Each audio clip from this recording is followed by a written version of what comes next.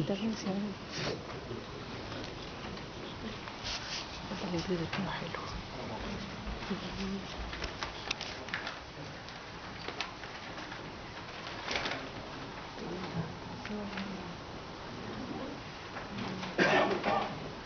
وهتلاقي الحاجات دي.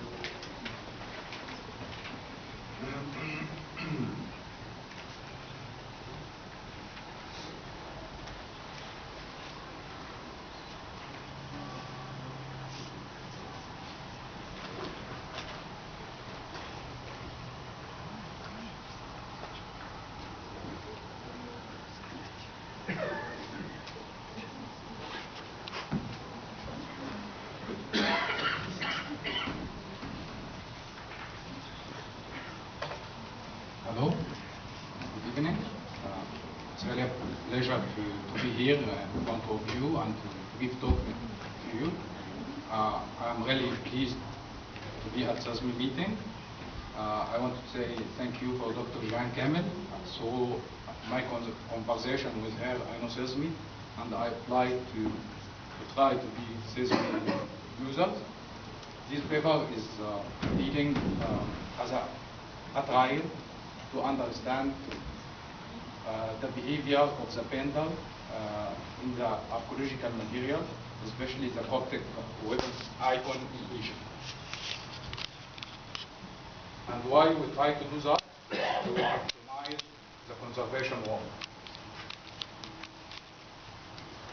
The structure of the presentation could be introduction, aim of the paper, methodology, experimental study, interpretation of the results, problem encountered in the present research, conclusion, perspective, and future work. What did you This is Coptic wooden icon. It's the only one in Egypt, and it dates back to the 18th century. And when we are dealing with the culture heritage material, usually we are seeking to reach to the gestalt. Gestalt means an integrated approach, and you can reach to that depending on many aspects such as art, archaeology, geometry, material, documentation, restoration, historical context, and others. So the aim of the paper is to understand the behavior of the material we have and the deterioration of mechanism on it, and depend on that we can make the best conservation for it. And here the research is try to find the suitability and the assessment of Raman to be able to identify the pendle. Usually in the archaeometry, Raman is used to understand the inorganic material of pigments. But here we try to adapt Raman to understand the pendle or the medium we have in the heritage material.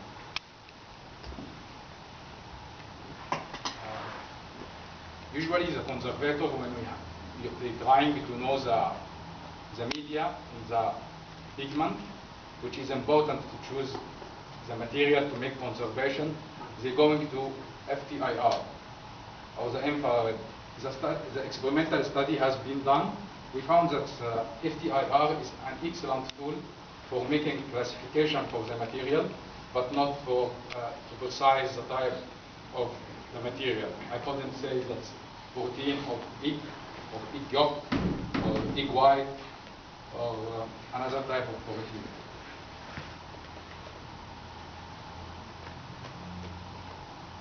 So the samples has been prepared on the slide, glasses slide, and then afterwards it's going to the thermal aging due to standards we have, and this thermal aging or thermal cycles as shown in the slides.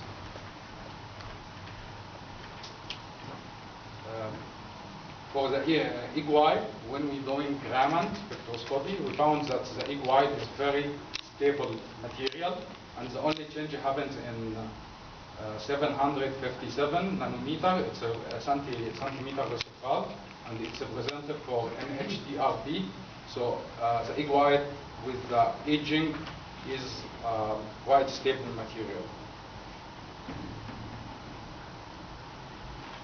When we isolated the egg yolk and making artificial edging for it, we found it's not stable material.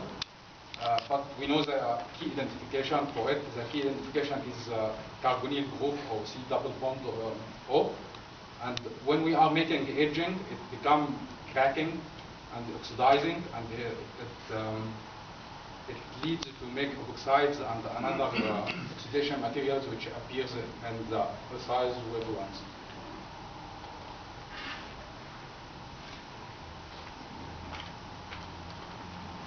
So the essential observation Raman is could be adapted to make a quick and rapid assessment for the type of the medium we have in the culture heritage material.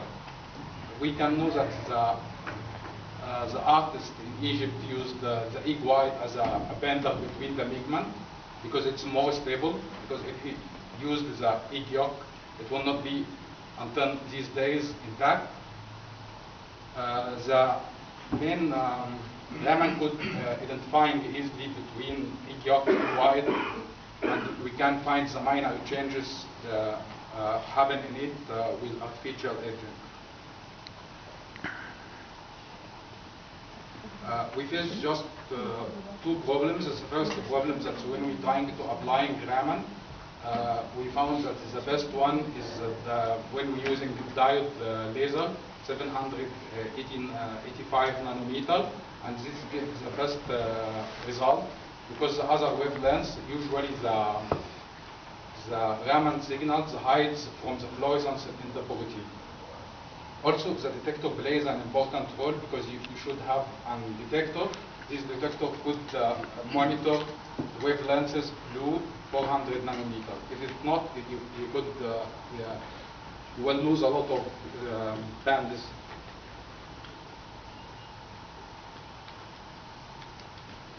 The conclusion, Raman spectroscopy could be used as a rapid method and micro-destructive technique to know the media we have. The key identification factor for the egg yolk is the C double bond O, and the artist didn't use it, and the capture coding icon mainly he going to use the egg white.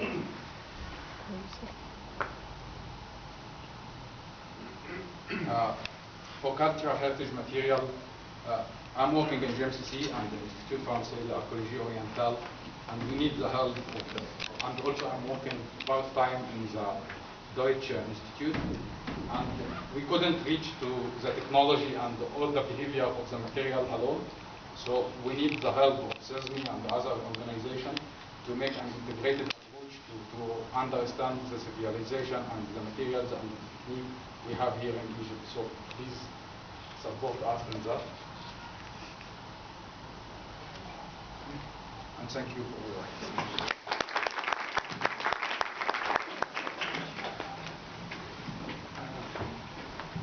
Thank you for this interesting talk, this application of Raman spectroscopy. Questions from the audience?